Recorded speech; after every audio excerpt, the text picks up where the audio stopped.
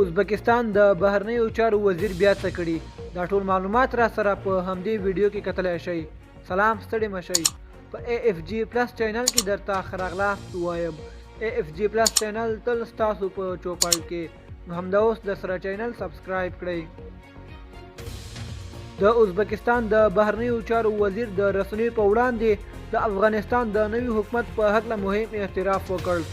ازبکستان یو له هغه هیوادو څخه دی چې د افغانستان په هکله مستقل او خپلواک سیاست لري. په افغانستان کې د حاکمو حکومتونو سره هیڅ وخت اړیکې د دښمنۍ په حد کې نه وي، کله ښې وي او کله هم ډېرې ښې وي.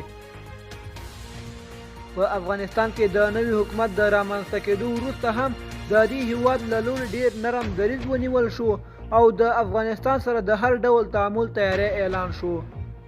تازه د دې هیواد د بهرنیو چارو وزیر عبدالعزیز کامل د افغانستان د نوي حکومت په هکله یو مهم اعتراف کړی دی چې د سرحدي پام یې ځان ته ورجلب کړی دی. نوموړي په وینا کې د افغانستان د نوي حکومت د خلکو په هکله ویلي دي چې هغوی نه یوازې دا چې په افغانستان کې یو قوي او اصلي قدرت لرونکي خلک دي، بلکې د دې هیواد د ټولنې یوه مهمه برخه هم دوی دي. په دې وینا کې یو ډول د ازبکستان د بهرنیو چارو وزیر په افغان ملت کې د نوي حکومت د خلکو په ژورو ریښو باندې اعتراف کوي. دوستانو، زموږ د نن ورځې خبر تر همدې ځایه وو. د نورو تازه خبرونو لپاره زموږ یوټیوب چینل در سره سبسکرایب کړئ. والسلام.